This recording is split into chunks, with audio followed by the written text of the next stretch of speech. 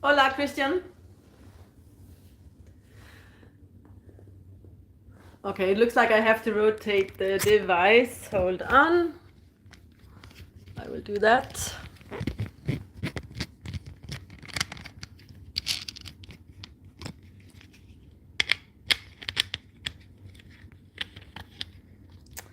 Marcelo is here. Hello.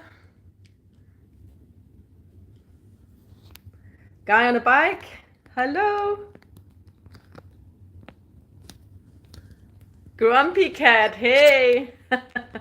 I'm just trying to adjust the camera here, so I thought I could have it horizontally, but it turns out that it has to be this way here. Is that working? Is that a good angle for everybody? I hope so.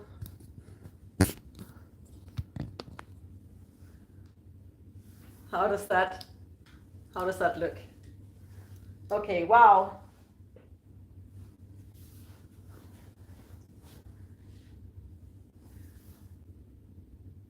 Hey everybody and welcome here. I'm gonna take the camera down a little bit. So I don't have a studio, right? I just have this lovely room. I'm being hosted by Michael and Kristen. You might know them as ADV Motor Skills. They are based here in Dubai, and I just arrived here today, and they are hosting me. And they set up this lovely little room, and I see there's already a lot of comments coming in, so you'll have to excuse me if I don't notice everybody because it's going fast.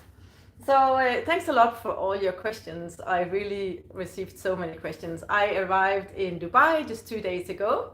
Then I stayed quite close to the border. Sorry, that's wrong. I arrived in the United Arab Emirates in UAE 2 days ago. And then I stayed quite close to the border in a hotel. And then I arrived here in Dubai tonight after spending 1 month and 1 day. I actually overstayed my visa in Oman, which is something I can never recommend anyone to do. You should never overstay your visa or your carnet. But Oman is one of the few countries where you actually, okay, someone is saying here, not the best, but we will work with it. What is it that's not the best? Is it the sound or the video quality? So Guy on Bike Adventures, that's your comment. You just want to elaborate on what is not working so well?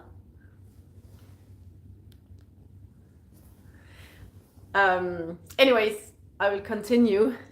Okay, Marcelo says it's okay. That's good. I'm happy. The video angle. All right, let me see if I can take it down. Maybe this is better. Hey, Chema. I don't know how to say Chema or Kema. I'm not sure. Is this video angle better? I hope. I'm in a nice little couch here with a nice local inspired, like Omani style cushion.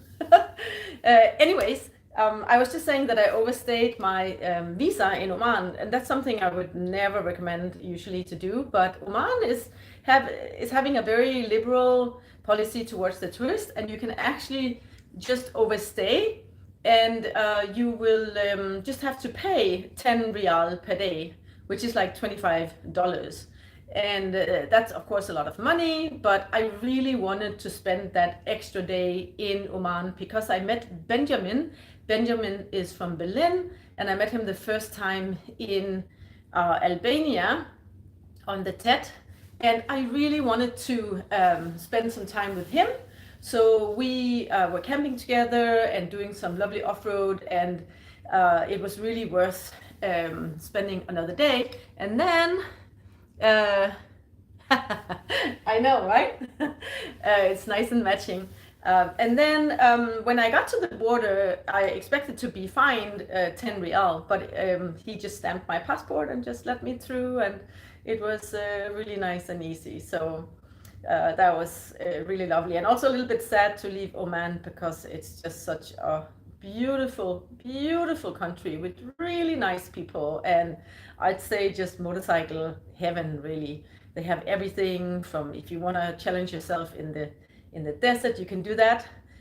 Something I never did. I was waiting for Dubai to be challenged in the sand. I know I'm going to be challenged on Tuesday, so there's probably going to be a video coming out of that. So in Oman, I was more like just enjoying the coastline, some dirt roads, mountain roads. Honey, someone's asking, where's Honey? She is down in the garage here by Michael and Kristen in Dubai, ADV Moto Skills. If you don't know them, look them up on YouTube and Instagram. ADV Moto Skills with a set in the end. Absolutely amazing content. I've been following their content for, I don't know, a few years or something, and I just really like it. And we've been riding together, and then Michael wrote to me that once I got to Dubai, then I was welcome here, and so now I'm being hosted here. It's really, really nice. So yeah, this is country number 38. It's now 2 years and 8 months. What are people writing? Someone's writing that it's beer time in Denmark. Yes, I actually just had a glass of wine, which was really surprising because it is Ramadan at the moment. And when I stopped at a petrol station today, I even saw a lady coming out with a coffee and a sandwich in her hand, and that didn't happen in Oman at all. I mean, all food places are closed until sunset. But then I went up to her and I asked, what's going on here? How can you buy coffee here during daytime? And she said, well, in Dubai, it's super flexible. You can buy food anywhere.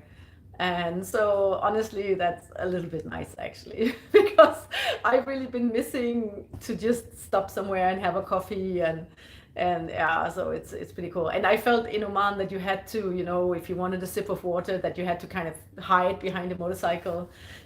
So yeah, it's nice to be here. And then I'm gonna continue to Saudi. Saudi is even more strict than Oman, so I better enjoy it while I'm here in Dubai. So yeah, cheers. I just have a glass of water. Let me just get that one. So cheers everybody, whatever you are drinking, where you are in the world. If you are part of the Muslim community, then Ramadan Kareem.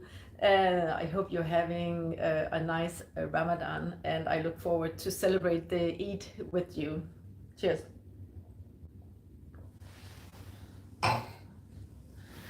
So Oman adventure is over now, and I was thinking that I should meet you all and reply to some of the many questions that you guys sent to me. I get a lot of questions like on a daily basis, and I thought it would be nice to just gather some of them and then go live today and meet you all. So let's take some of the questions that have come in from an end and just respond to them. So David, whom I met in Uganda, he's on the motorcycle and I think he is still in Uganda. He wrote to me, if I had to do this again, what would you do different? So what would I do different? I would probably give myself a little bit more planned, longer rests. I feel when you're on the road that you constantly want to move on.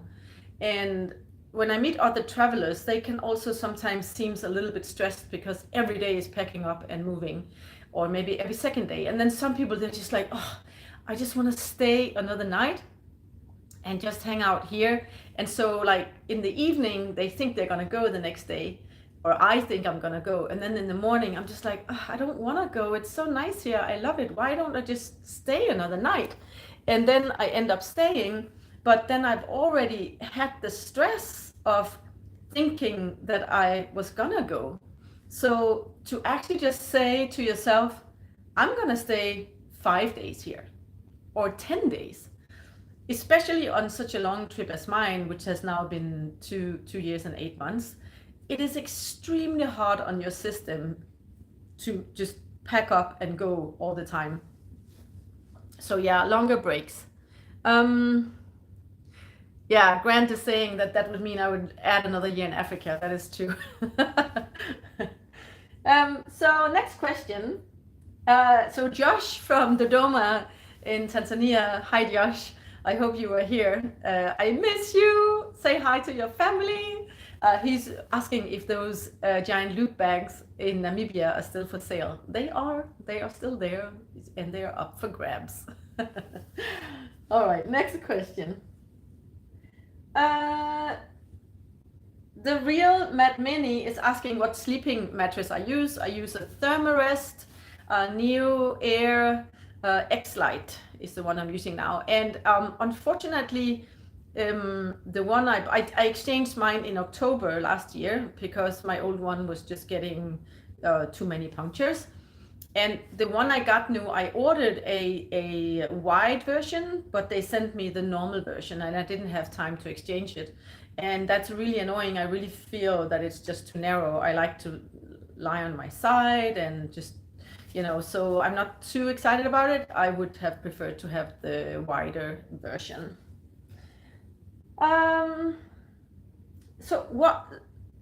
The real Matmani is also asking, what are the most important things when traveling alone?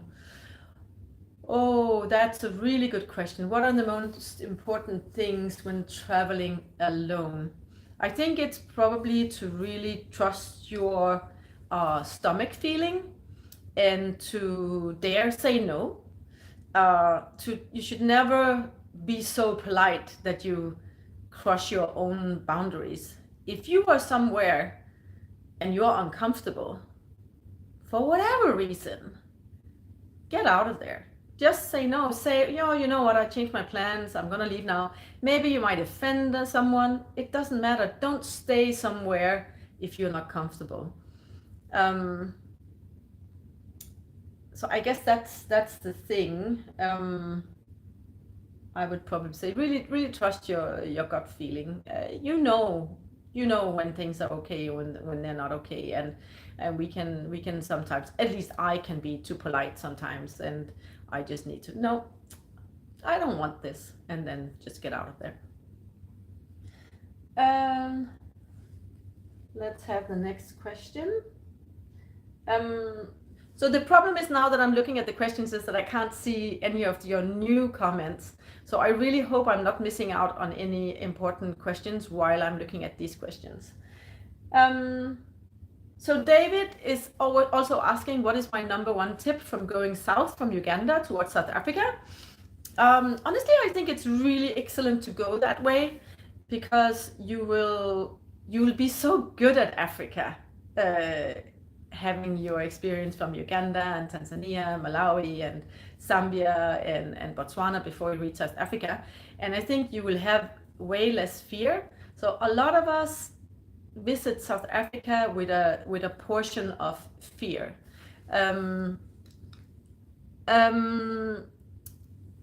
Because people warn us against South Africa, like massively. So even people living in South Africa will massively warn you against this place. And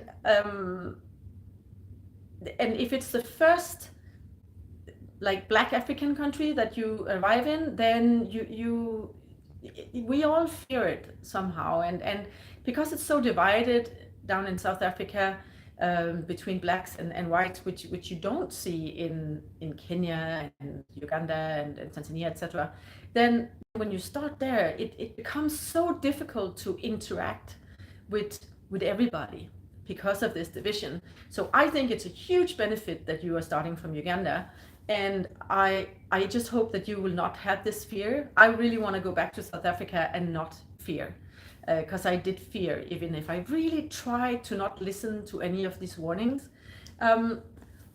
So a lot of the violence that happens many places happens in local communities. It happens between married couples or between gangs. Of course, you can also be affected as a tourist. It is possible, but the probability is not so big. And unless you just like, hang out in bars in township at 3 o'clock at night and get drunk, you might get in trouble, but then you're also really, really stupid. So don't do that. And, after that, take an Uber or do like me. When I was in Cape Town, I borrowed a dog. I I borrowed a pit bull and I was just walking around town with the pit bull. And it was awesome because everybody cleared the pathway for me and I never felt scared with this pit bull. So I think that's the thing. So really just trusting that people are good. Okay, so let's say you get your purse stolen. Is that any different than getting your purse stolen in Italy or in Copenhagen, where there's so much theft? So yeah, I would say just trust. Trust. South Africa is a lovely country.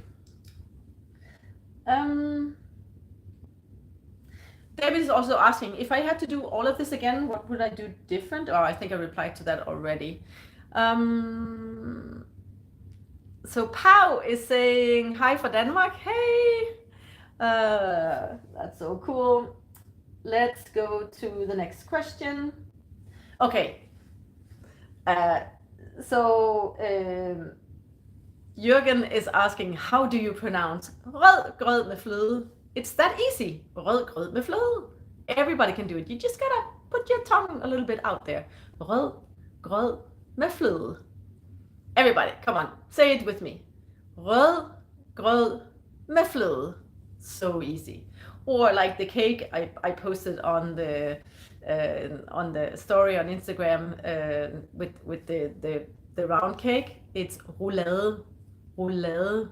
Super easy, right? Danish is so easy.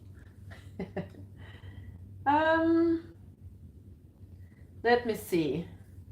What else do we have? So Richard's heartbeat is asking he's telling me that in 19 days he's gonna travel for the first time to Africa, to Morocco, to the desert, and he tips. Same thing, I'll actually just really trust Morocco, and Moroccans are really nice people, but they're very extrovert, very outgoing, and they have such good humor. So open up a little bit. Europeans can be a little bit closed and reserved, and it takes a little bit of time to know, but Moroccans are just in your face. But just enjoy it and just smile and laugh and talk with them, and if they want to sell you something, just say, oh no, but how are you from here, and just maybe ask them some questions, and don't be so nervous about being ripped off. And sometimes maybe if you are in the souk somewhere and you want to buy whatever tourist thing, then you can be afraid of that they might rip you off. But it's going to be small money anyways. I mean, it doesn't matter. Just if you're not good enough to negotiate, just pay and move on. It's not like they're gonna rob you from 1,000 euro or something. You might pay 5 euros too much. So what? So just chill a little bit. Moroccans are actually really, really super friendly, nice people. And if you open up a little bit, then they will invite you home and invite you for tea. And so just laugh, go easy, and don't take yourself so serious. Just go with the flow. Let's see, what else? David is asking, oh my goodness, he's actually asking, did I have sex with Overlander, no coriander? Oh my goodness, David. What kind of a question is that? So I'm a classy lady. I would never kiss and tell, right? I mean, come on.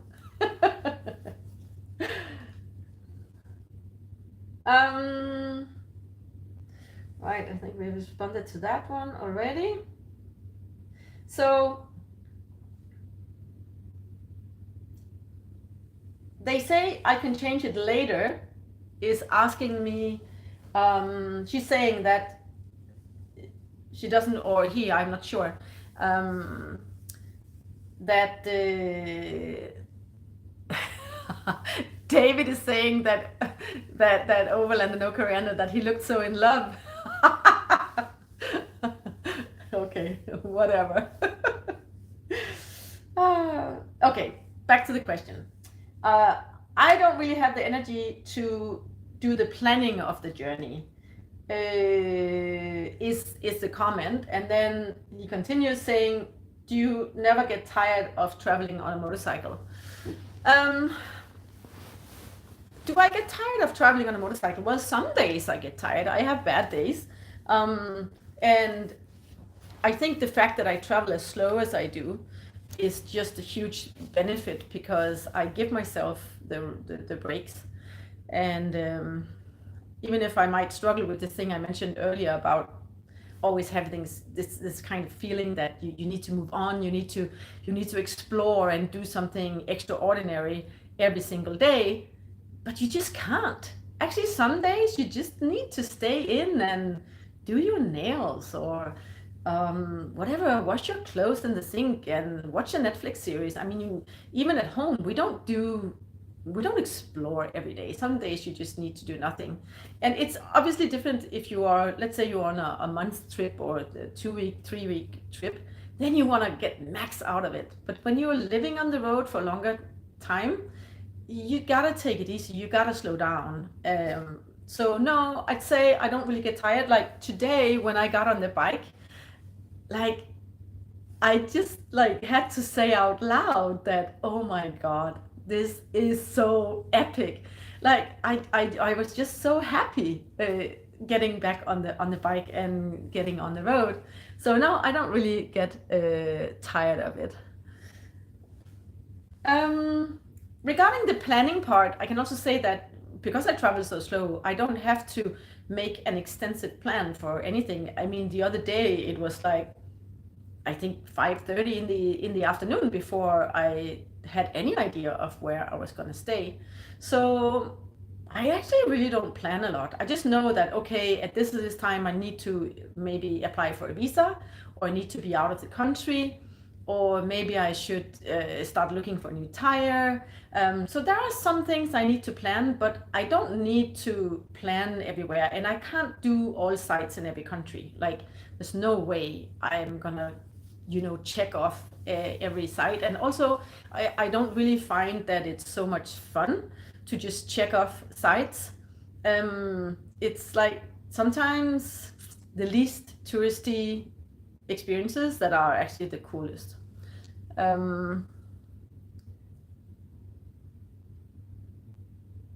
So Michelo is asking if I enjoy other types of motorcycles, sports, cruise, or naked. Yeah, I guess anything with wheels, for the love of wheels. But I do like the upright position. I'm not very comfortable to be leaned forward. And I do really like when you have the high ground clearance, so that you can just, just cross the curbside or whatever. You don't have to necessarily go off-road, but I like that I'm on a bike that I feel I can go everywhere with. Maybe one day it would be nice to do faster bikes and learn how to actually do curves, because I'm so bad with curves. I'm really not good. I think I lean probably, like when I'm the bike, I'm sure the bike is not even leaning. It's just my head. It's just like, this is how much I lean. Probably. I don't know. But I'm not very good in the curves. So that would be really fun to try that one day. Let's see. So someone is telling me that Sierra Leone would be a cool country to explore, and I really agree. I feel that I really missed out because I couldn't go down the west coast of Africa. I was stuck in Morocco for 6 months, and then I couldn't continue further south because all the countries were closed because of COVID. So I was really disappointed to miss the west coast. So that's a part I would love to come back to.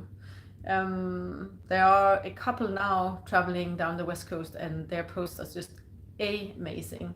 So I really feel I need to come back and do another Africa tour one day.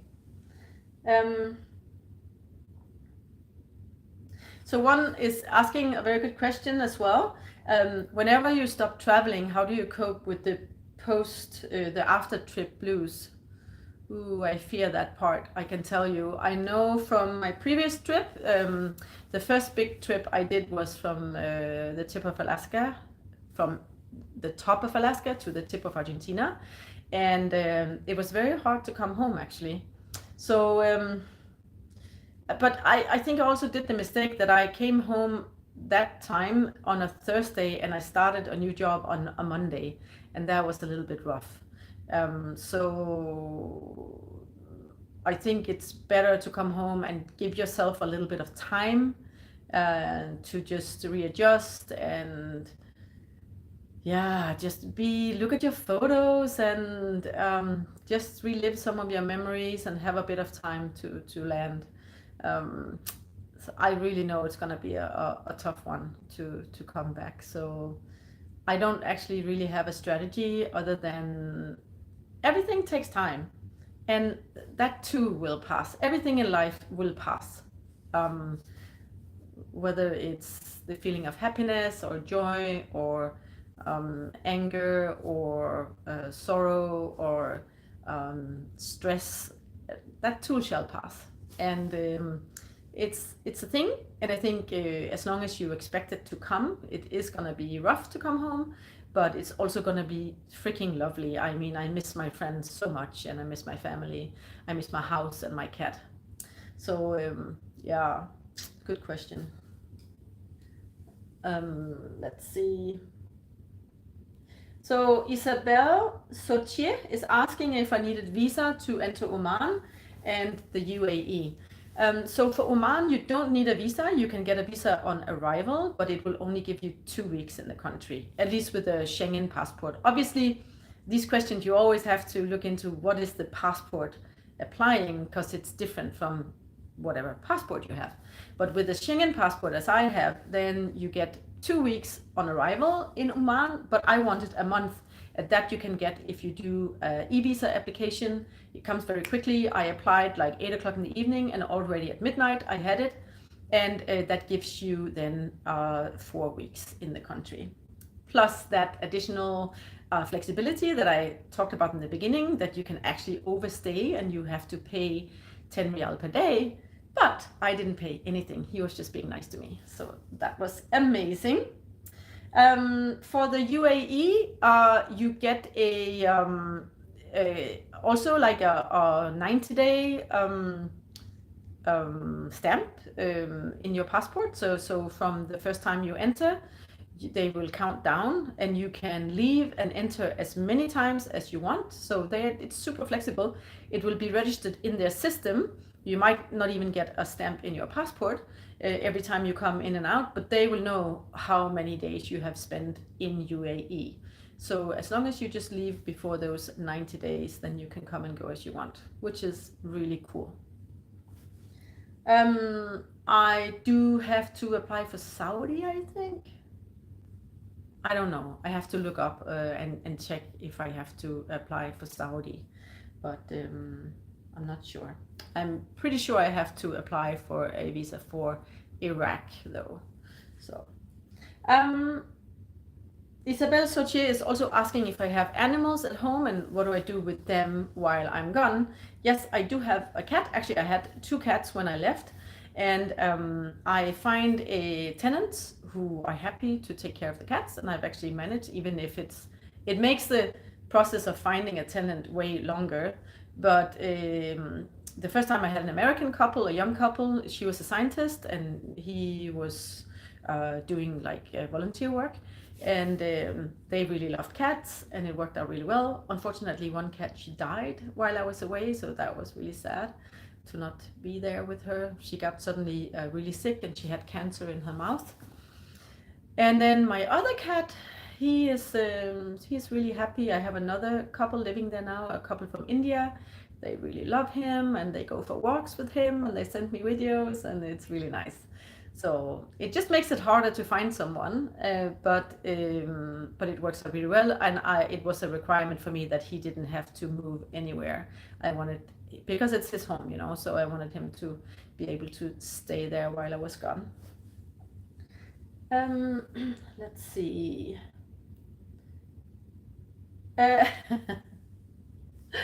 CB Ramirez is telling me that I have really great hair.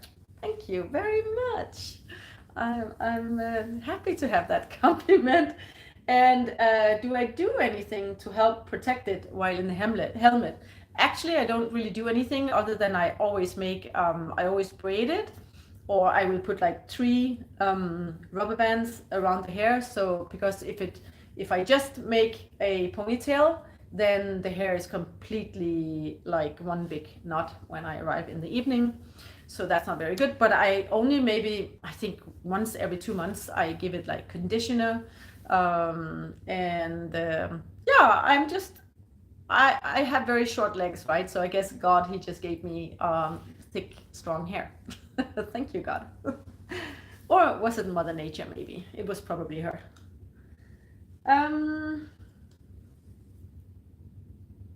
So Linda Marie is asking if I rent a room regularly in order to bathe and do laundry. Yes, I do. Okay, so in countries where they have really good campgrounds, I will pretty much camp all the time. So whenever I'm in a part of the world where it's like really easy to camp, I take the opportunity and then spend less money on accommodation. And then they will usually have really nice toilets and showers. And then every day I will just, while I shower, I will just wash my underwear or my t-shirt or whatever that needs to be washed. I will just do it while, you know, when I brush my teeth and get ready in the morning or in the evening, I will just wash my clothes as well, just with hand soap. And then every once in a while, if I'm maybe being hosted, then the first thing they always say is like, do you need to wash your clothes? And I'm like, yes, I do. So that's really nice. And then if actually when I'm in the hotels, I usually don't use their laundry facilities because it's often way too expensive, so I just do it by hand. But I do take rooms quite often. I would say in Oman I was actually only camping like 5 times or something in a whole month. The rest of the time I was in guest houses or hotels or like furnished apartments. So it's funny because in Oman you can actually wild camp like everywhere, but for some reason it was also just really, really hot and I couldn't find like real campgrounds. So there was no way to shower and it was just so hot. So honestly, I really just wanted to get, inside somewhere with air condition and a shower. So, but otherwise I try to camp as much as I can to keep my costs down. Let's see. So B Biker Guy is asking, how can you eat healthier, especially when you don't know the conditions of the food you find? Yeah, this is an issue actually. I don't think I'm very healthy on the road at all. I just eat whatever. Sometimes it's just like bread and cheese. I try to stay away from fast food, and it can be like a really bad habit to get to, like, especially in Africa, a lot of the places you would have like campgrounds with lodges next to it, and then they would have a restaurant and you could get maybe like burgers and fries, and it is so easy to just go up and order a burger with fries and a few beers, but it's not really the best way to stay healthy. So I will try to stay away from that, but it's not always easy. Debbie is saying she's driving at the moment, but she just wanted to say hi. Hi, Debbie. Hi, thanks for writing. Right, on to next. So Alyoka is asking if I would get another bike, which one would I get? That is a very good question. For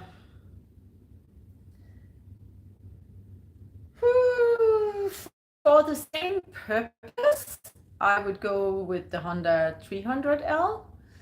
I would still not take the Rally, it would be the L, simply because it's a little bit lighter and a little bit lower and cheaper.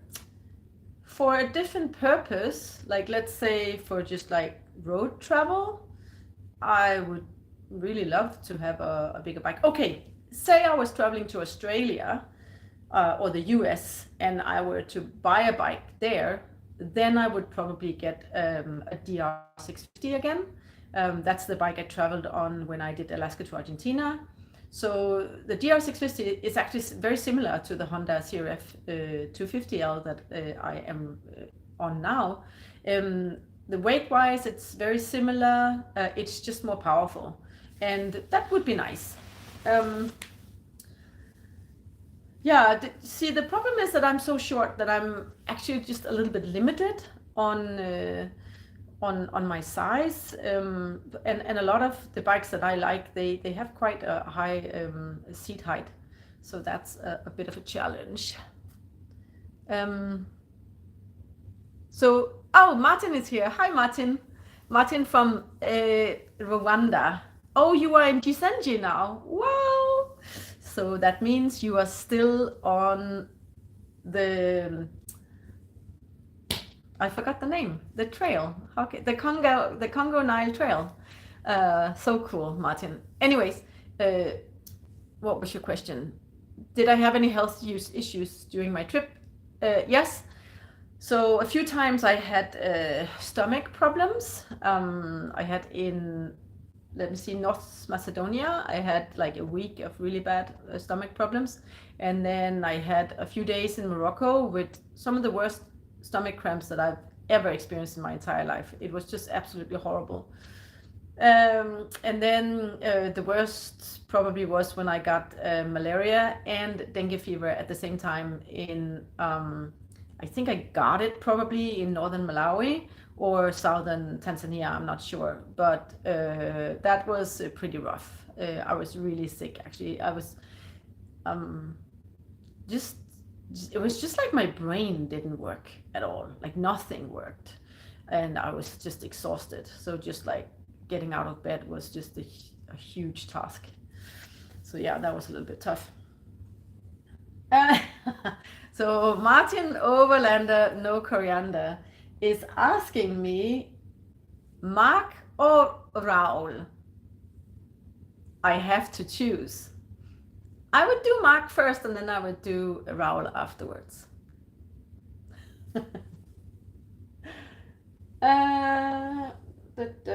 Let's see. So Forno per la Pizza is asking how I am financing this long trip.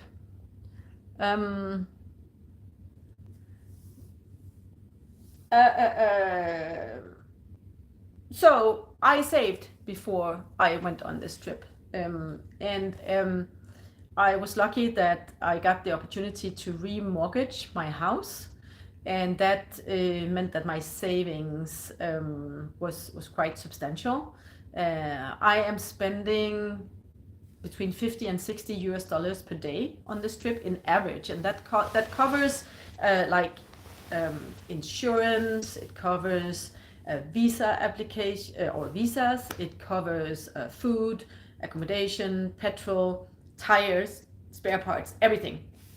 So that's actually not a big budget, but obviously since I'm going to be traveling in total 3 years, then it's a lot of money. It really is a lot of money. So my savings is simply covering that. I'm not sponsored by anyone financially. I do get some gifts once in a while. There's particularly one person, Morten, who sometimes sends me a little bit of money, which is just unbelievable. So, you know, that suddenly then a full day is covered, or maybe even 2 days. My uncle sometimes sends me some money, my mom, and still, you know, it's not a lot compared to the full budget, but for me, every little dollar just really counts. So, and then my bags, my luggage setup is sponsored by Giant Loop, which I'm really happy about. And then also Honda in Denmark are giving me parts when I can get my hands on them, and that can be the challenge, because I might not always be able to get them from Denmark. Like when I was home in October recovering from malaria, then I brought spare parts from Honda with me, and that's really nice, because that's a lot of money to save. But other than that, I'm just covering my costs from my savings, and by the time I come home, there's not going to be any savings left.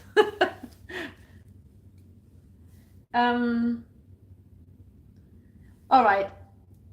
So Marcel is asking, what is the biggest motivation to drop everything? And he's asking that question because the other day I made an April Fool's joke about stopping this travel and selling the bike and going home. And some of you thought I meant it, but of course it was just an April Fool's joke. It was the 1st of April, and it was one big lie. I was just kidding. Of course, I also wrote something like I was tired of traveling and I didn't feel any joy when I saw a new, landscape or scenery, and just bullshit. I would never sell Honey. I'm not selling her. She's gonna come home and she's gonna stand in my living room because she's the prettiest thing I have. Okay, let's see what was. So Vim is asking me, how do you get motorcycle insurance for outside Europe? I buy insurance sometimes at the borders. The bigger borders often have places where you can buy insurance for the motorcycle, and the smaller ones, then you have to go to the next town or maybe the capital or something to get insurance. But I am actually really lucky because I have an insurance from Denmark from a company called Codan, and you have to be Danish to get this insurance, I think. But that actually covers globally, and this is really unique. It was a fellow writer in Denmark. I just forgot his name now, but he contacted me and said, "Hey, do you know that there's this insurance company in Denmark? They will actually cover you globally." And he knew because he had an accident in when he was riding in Nepal, and the insurance was covering him there. And it covers third-party liability, but it also covers fully your own motorcycle. So if I have an accident and I damage my own motorcycle, they will also cover. So I am actually already covered, and therefore if I can get into a country and avoid paying the insurance, I will try and avoid it. And I managed to do that in Oman, and I also managed now in Dubai to avoid it. But you got to be a little bit careful because, like for example, in Colombia, if the police catch you without an insurance, they will take your vehicle from you immediately. So there are some countries where you just have to buy the local insurance. All right, let's see. Oh, Irish Adventure Rider is asking if I miss my family. I miss my family very, very, very much. I really do. So yeah, that's the good part about heading slowly towards Denmark, is that I'm gonna be seeing my family. And it's really cool because I want to be home end of July, because my niece and goddaughter, she is going to be married in August. And obviously I want to join that party, and I know it's going to be an amazing party. My family is really good at partying. And I really look forward to joining that party and seeing her and her fiance, how do you say it? Fiance? Yeah, to see them get married. Viking is asking me if I want to share my packing list. Yeah, sure. So I already have a quite extensive video on YouTube about my whole packing setup, where I go through most of the things that I have in my bags. But I could probably go even further into the detail, like every little thing that I have in my tank bag, for example. I've kind of avoided it so far because I know I'm going to be realizing how much shit I actually carry around. And I don't know, you become I try all the time to get rid of stuff, I really do, but you also kind of, when you're on the road, you kind of cling or hang on to your stuff because it's like, oh no, this little plastic thing, I'm sure I'm gonna be needing that next week or something. And of course you don't, you should just get rid of it.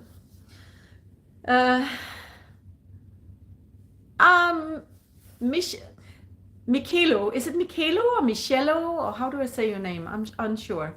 He says I should come to Wales on my way home. Yes, I would love that. That's probably gonna be on another trip, but it's a great idea. I think Wales is really beautiful. So Morten is asking, what is the most important thing in life? Wow, that's a big question to trust me with. So for those of you who know the Hitchhiker's Guide to the Galaxy, you would probably say it's finding 42. I don't know. No, I'm just joking. So the most important thing in life, I think for me, it is remembering that there is only now. Like we can't postpone our dreams and sit and scroll Instagram reels and think that we are gonna do whatever think we dream of doing next year or tomorrow or something. It's now or never. There's no guarantee if we're gonna be here next year.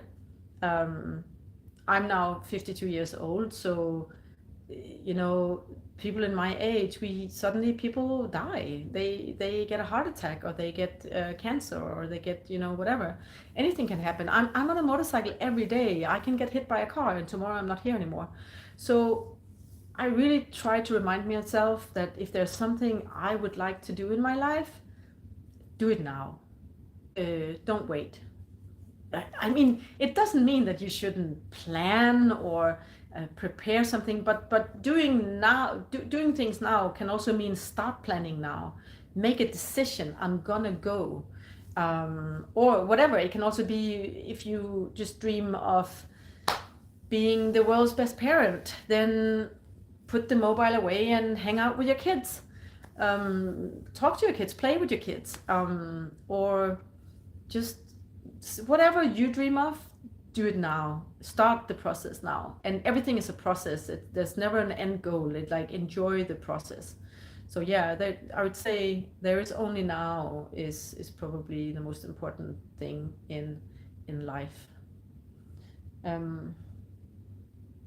Yeah.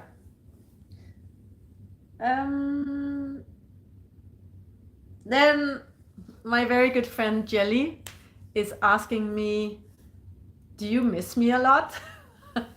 And she's asking me on a scale from 10 to 10, how much do I miss her? And that's gonna be a 20. Yeah, that's how much I miss her.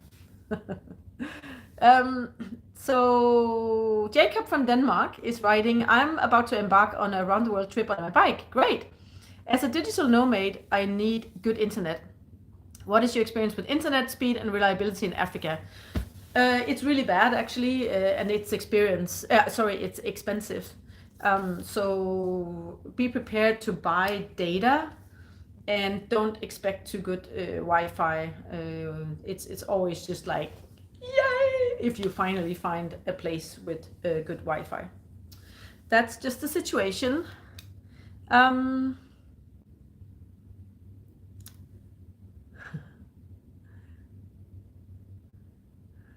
Let me see if I can find other questions here. Okay, so Martin from Rwanda is telling us that he did the Congo Nile Trail today. and he got a bit, it got a bit muddy. I can really imagine. Granted is asking which vaccinations would you recommend? Okay, so yellow fever is necessary. I'm afraid if I say them now that I'm gonna forget some of them, and they might be really important. So it depends a little bit on the region, but yellow fever is a really good one. Then hepatitis A and B. I can definitely also recommend to get the what is it called? You know, if you get bitten by a dog, rabies. Rabies is super serious, and it is actually like it's a problem in many countries in Asia, in Africa, etc. And the thing with rabies is that even if you're vaccinated, all that the vaccination does, it prolongs the time you have to get to a hospital. If you get bitten by a dog with rabies and you're not vaccinated, you're going to be dead very quickly. That's just how it is. But if you're vaccinated, you get, I think it's like another day, like 48 hours. It's super serious. So rabies can be a good one. I also want to, now that we're talking about things like this, I want to just inform all of you about bilharzia. So a lot of freshwater lakes all over the world has this parasite called bilharzia. It often lives on the snails, and it is in the water where there's not much movement. So for example, when you swim in the wadis in Oman, or if you swim in the Malawi Lake or Victoria Lake, there's gonna be bilharzia, and bilharzia can really make you very sick, and you can even die of it. The good thing is that you can just go swimming because it's super easy to treat. You simply just take a pill 2 times. I believe it's a week in between. So it's like a worm pill. You take the first one and it kills the parasite, and then the next one will kill the eggs that have hatched. So bilharzia is a thing, not only in Africa. In Malawi, it's a huge problem. They're overfishing there, so the fish that would eat the snails can't keep up with the snails, so the snails have better conditions. So a lot of people get that disease there. I'm sure I'm forgetting some of the vaccines, and I am really sorry about that, because it's important not to do that. But I would go to the health authority website for your country and then just get the full list. Usually you can filter on countries that you're going to, and then I would make a list for you based on where you're planning to go to. Just simply go through every country and then see, okay, you need yellow fever, hepatitis A and B, and all those things. That's my recommendation. So let's see. That was vaccinations.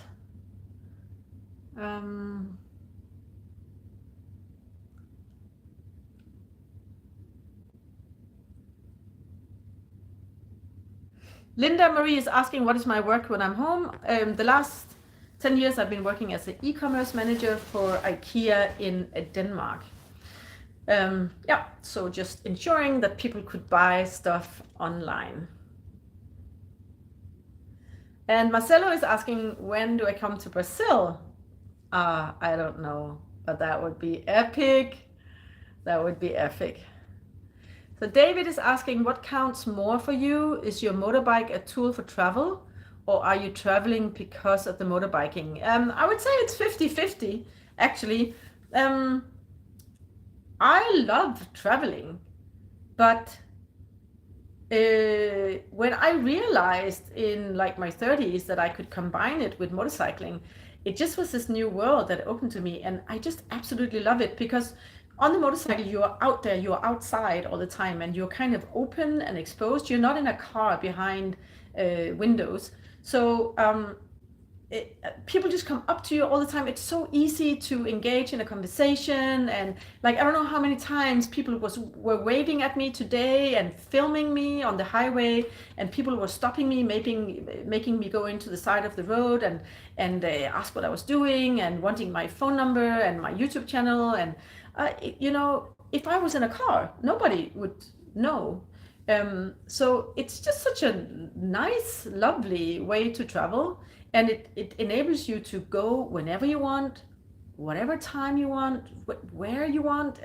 It's you just have this extreme flexibility. You don't have to wait for a bus or anything. You just go, and yeah, I just feel that it's an extreme flexibility, and sometimes people are like, oh yeah, do you want to go with us in the car? And I'm like, car? No, I have a motorcycle. Why would I ever want to go in a car? Actually, tomorrow I am excited because Kristen and I are gonna go around Dubai in her car, and I'm really looking forward to that. But I'm gonna go back into the center on my bike as well because it's just amazing to ride around on the bike. So yeah, I'd say it's 50-50. Let's see. So Grant is saying on being safe, two realities how Rwanda had Paul in jail on supposedly false charges, yet life goes on and you and others just bike through with no problems. Yeah, I think you can get into trouble in many countries, also the US or my country for that matter.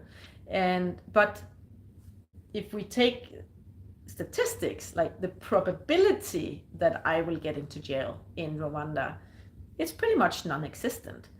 So the probability that I'm going to be hit by a car in traffic, that's substantial actually. That's a real risk. So that's the one I try to be scared of. I try to be attentive and always awake when I ride because it's a real danger. But other kinds of dangers are not really statistically relevant at all. Like malaria is a real risk as well. Bilharzia is a real risk. So I just try to look at numbers, and then I can get in trouble at home as well. People get killed in my country as well. Women get killed. Women get raped in my country. So I don't really look at those things as real dangers that are bigger when I travel than back home. But traffic and some diseases are something I really need to be careful with.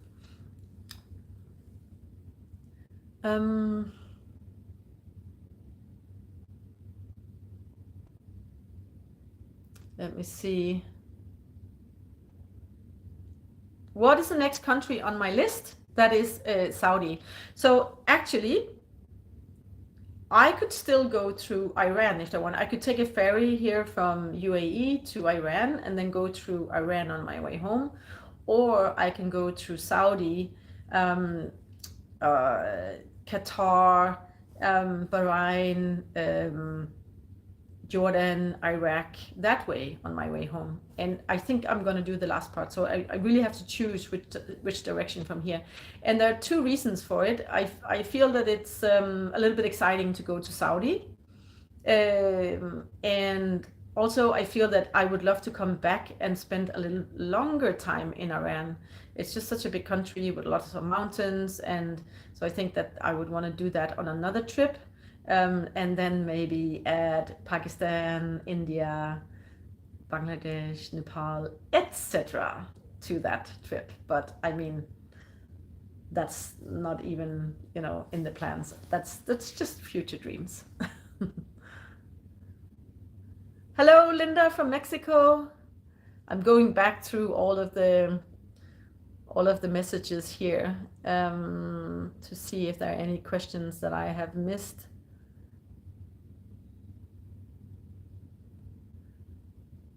Right, I think I've got all the questions.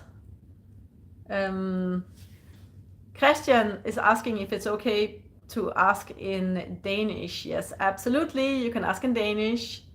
So Wim is also asking, does your luggage setup take a lot of time, or do you keep it on your motorcycle at all the time? So I usually keep my panniers on the motorcycle all the time. Especially in Oman, because Oman is one of the safest countries in the world. Like there's just no crime at all, no theft at all. So I would just leave way more things on my bike than I would normally do. I always take my helmet with me, simply for the reason that even if you can lock it, but it would be so easy to just cut off that little the D-rings that you can lock it with. And I mean, if you don't have your helmet, then you're really in trouble, and I can't get a new helmet easily anywhere. So my helmet I will almost always take with me. So yeah, there are just a few things that I don't just leave on the bike. The same with like my jacket, because my passport in my jacket, so I don't just leave my jacket on the bike. Then at least I will take the passport out and take that with me. But at night I will leave the panniers on the bike, and then I'll just grab the top roll bag and my tank bag. So that makes it really easy.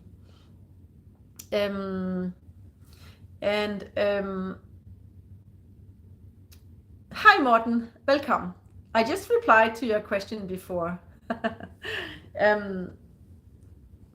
So I also just want to say that a really great way to avoid theft is just to use a bike cover. Mine is super tight, and it's a little bit like work to put it on, but it also means that it requires a little bit of effort to take it off.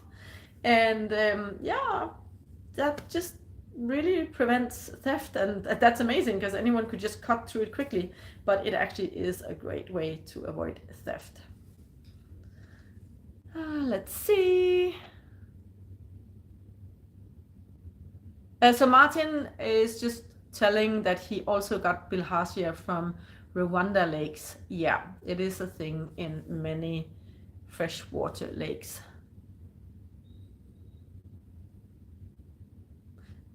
Michelle is asking why there's such a large number of Danish adventure motorcycle riders.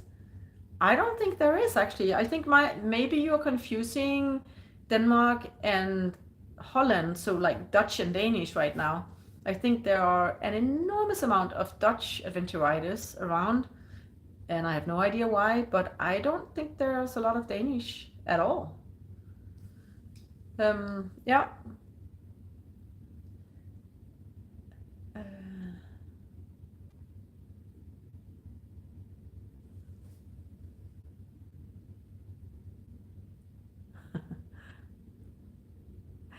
Steve is asking, apart from family and friends, what do I miss most about home? I miss being in the same spot a little bit longer time. I miss like sunny mornings, waking up with my cat and then making a coffee and breakfast, and then going out in my front yard and just watching the flowers and enjoying the sun and looking at my apple tree. I miss the green. Denmark is so green. It's so lush. Like the spring and summer in Denmark is just absolutely gorgeous, and I really miss that. So I really love my home. So the fact that I love to travel doesn't have anything to do with that I don't really love my home.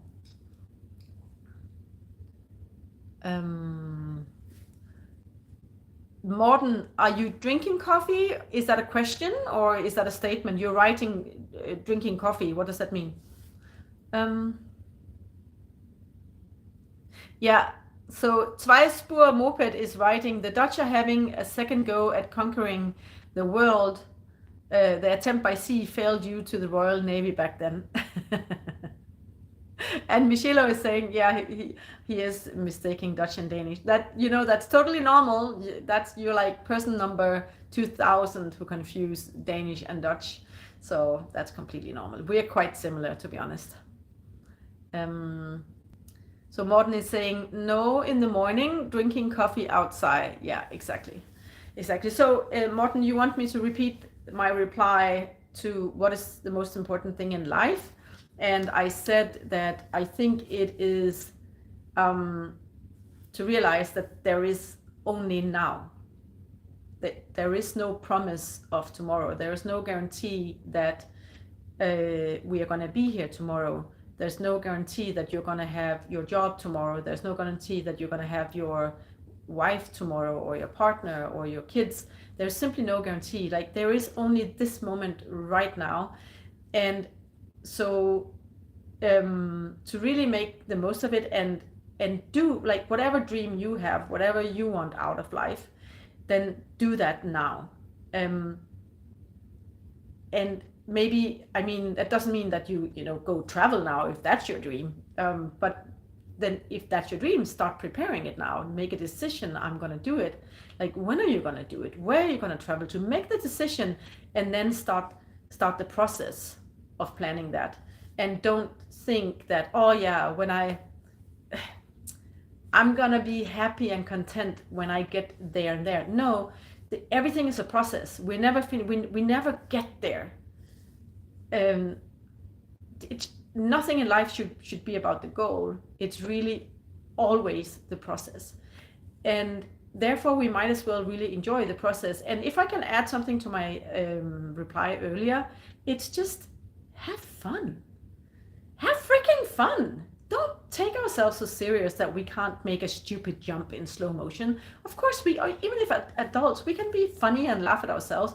We don't have to be so serious and have such big egos. And I mean, we can just be silly and playful and play around and drop our bikes and do the wrong thing and whatever. And all the wise asses, all the trolls on the internet, we just need to ignore them. Actually, I mostly get really positive comments on my posts on Instagram and Facebook and on YouTube, and also on my videos. Whenever I get someone who's an asshole, I just block him immediately. I just block him, because I just don't see why should I waste my energy on a freaking troll, an idiot. Just away with you, off with your head. And then I continue with those who enjoy my content. And I think that we just need to walk away from bad energy and just dare to just be happy and laugh at ourselves and laugh with each other and do like the Africans. The Africans have so much humor. They laugh at themselves. They just have the most easy, happy-going culture, really, and I totally love it. So yeah, that was my answer.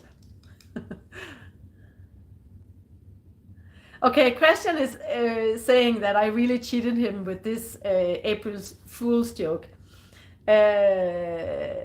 So April Fool's joke is absolutely a global thing, at least in the Western culture. It's a thing also in the US.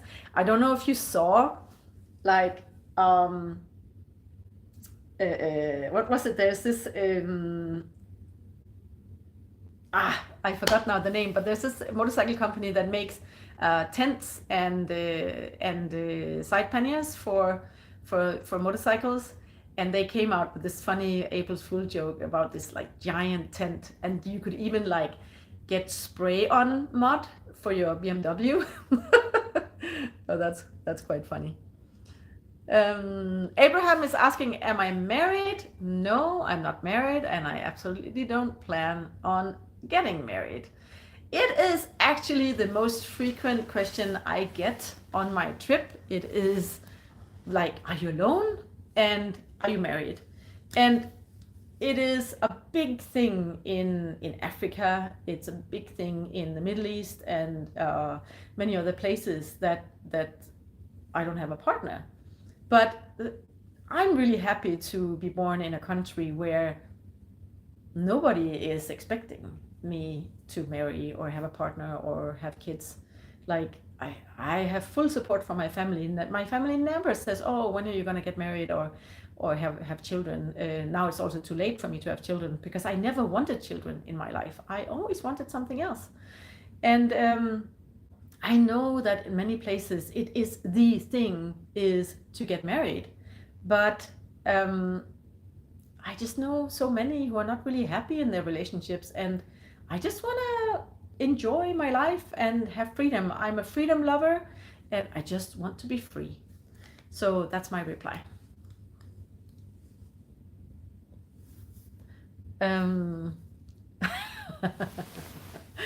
Martin Overlander Nokoranda, he's asking, do you fold or stuff your toilet paper? Where? In my pocket or in my butt, or where, Martin? Yes, Martin is saying honey is my partner. He is absolutely right. So Michelo, he dropped his bike for the first time in his life. It was devastating, but it gave him a reality check. Yep. for sure. It is a reality check. We need to get rid of that ego, where our egos are so big. I mean, come on. Is it like this world's smallest problem that you drop your bike? Who cares? Nobody cares.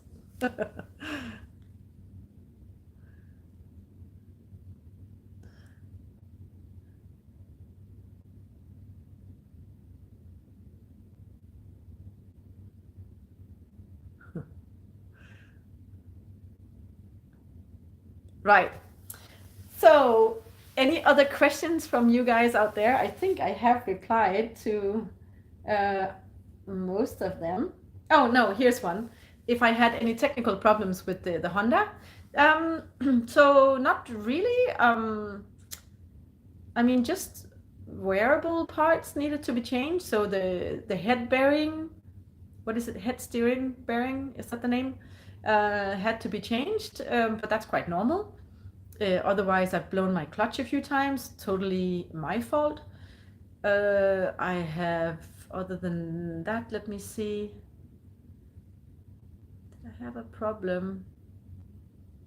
Not really. No, I'm trying to think if I had any, but no, it's been quite easy with this Honda. It's I'm actually really amazed, especially because it's exposed to so much harsh UV radiation from the sun.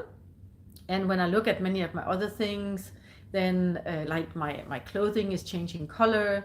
My like buckles and bags and stuff are just like almost deteriorating. And but everything on the bike is just holding up. It's unbelievable, really, when you think about what I put this bike through.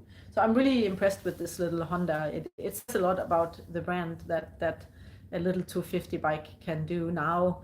80,000. I am 98 kilometers away from 80,000 kilometers. That's unbelievable on this little bike. So DS on tour is asking about the average cost in Africa per day. And I told you earlier that I have a budget between like 50 to 60 US dollars per day. And I would say Africa is absolutely not cheap. First of all, every border costs in average 100 US dollars. And then when you're in Africa, you most likely would like to go into some of the parks. And that will usually cost you around 100 US dollars per day, also in a park. And so it would be a shame to go to Africa and not go to any park at all. But there are actually some really cool places where you can drive through, because there might be a public road through the park, and you can drive through and you can see animals driving just through the park that way, or other places where you can sleep at campgrounds that are just next to a park, and then you see actually just as many animals as you do riding into the park.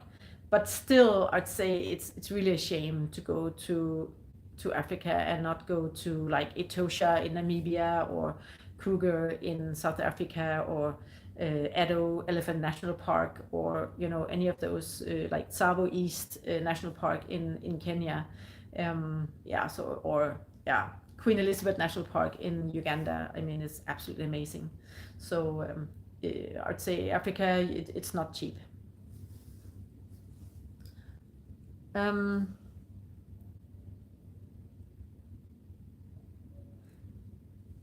Kema is going to Moldova in May. Oh, that's really cool.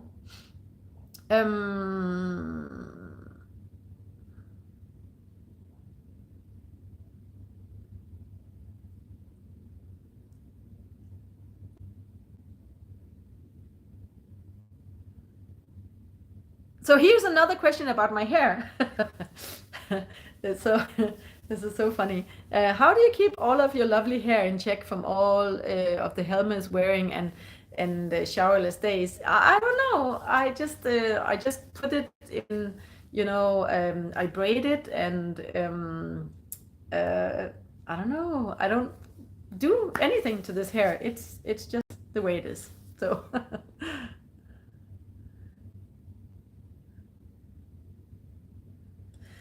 Yeah, right. Let's see if we have other questions here.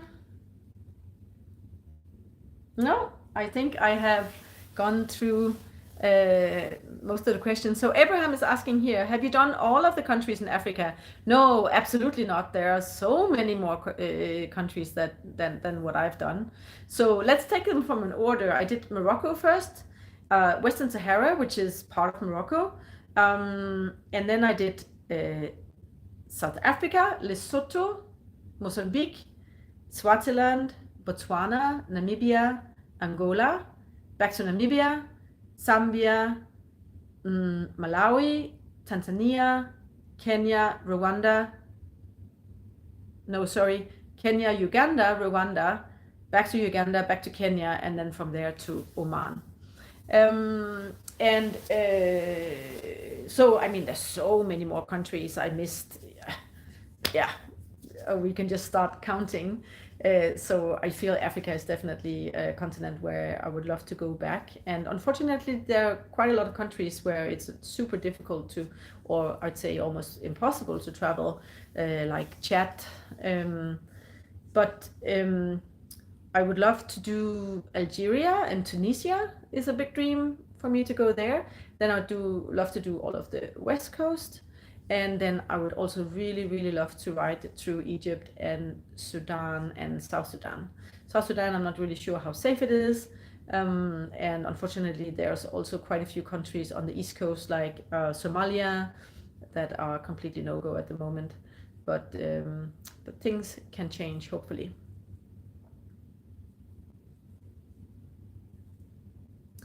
Before I die is asking if I had any bad episodes with police and immigration and customs. Nope.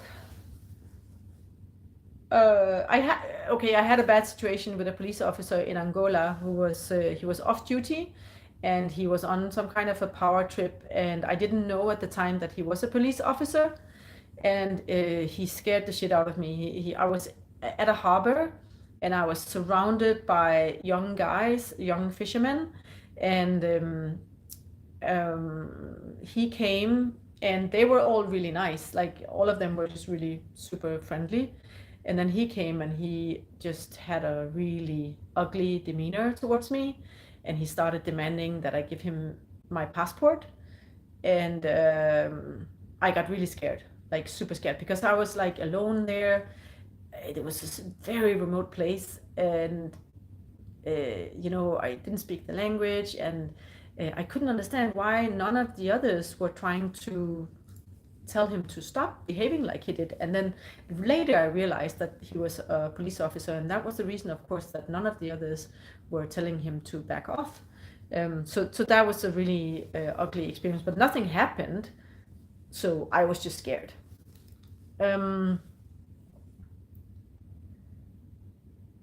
And Classic Rule is asking, did you learn any self-defense for any just-in-case moments? No, I didn't. I do carry a knife. I always have a knife in my pocket.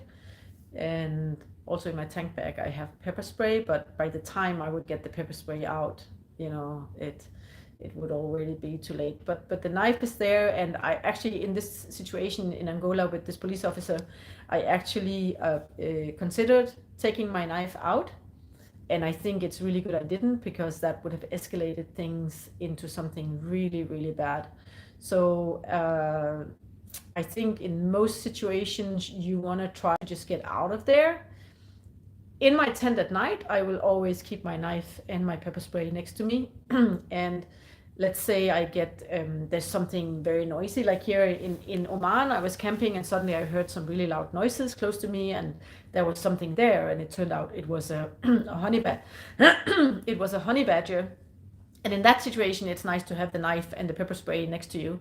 But I'm quite sure also if I was to use this pepper spray, I would probably like blow it into the wind and get everything in my own face, or I would turn it the wrong way, and so one thing is to have a weapon, but are you able to use it once it's necessary? I don't know. I just hope, I think the probability that I will ever need it is just so ridiculously low. So yeah, I would, now I have it, but I wouldn't even recommend anyone to bring it. But even like in a hostel, even it can be nice to just have it. if it gives you a sense of safety. But I think in general, weapon will most likely cause more problems than not.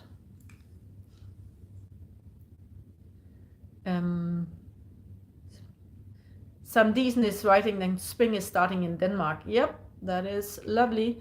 Morten is asking, what is my estimated time of arrival in Denmark? It is July. Probably mid-end July.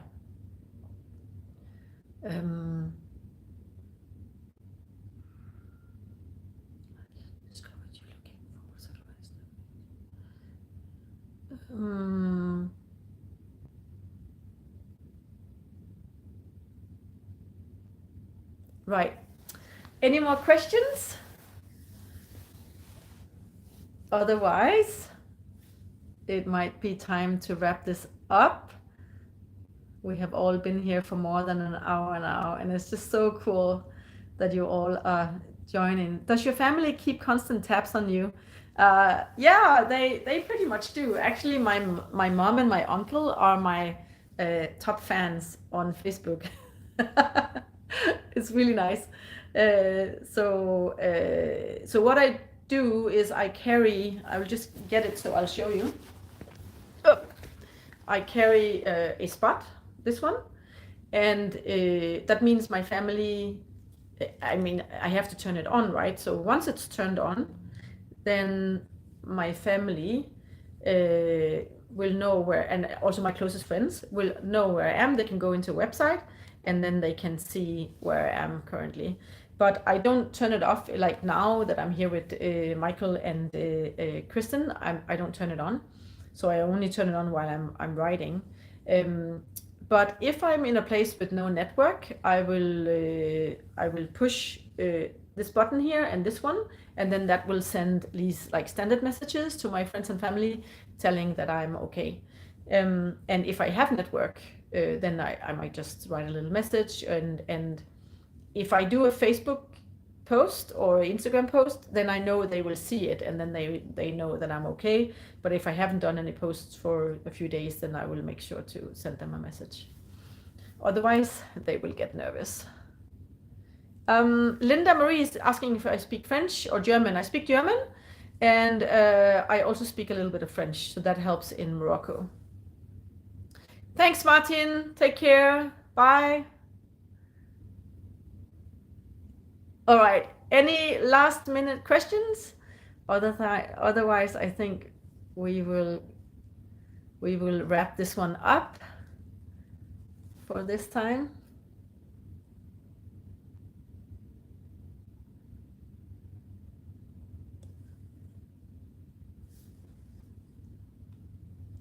Oh, Twiceable Moped is saying that it was really nice to have this live. Thank you. I enjoyed it too. And he's writing, you're one of my favorite YouTubers. Oh my God, thank you so much. Also remember that YouTube is actually the only channel that is supporting me financially. So the content I share on YouTube actually gives me a little bit of money. It's not a lot, but it's a little bit. Whereas everything I share on Instagram and Facebook doesn't support me.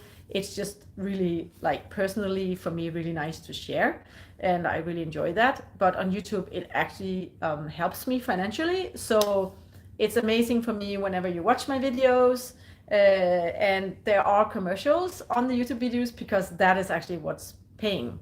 So yeah, every time you go watch one of my videos, that's amazing. Debbie says she enjoyed my April Fool's post. And Benjamin loves my hair. Thank you.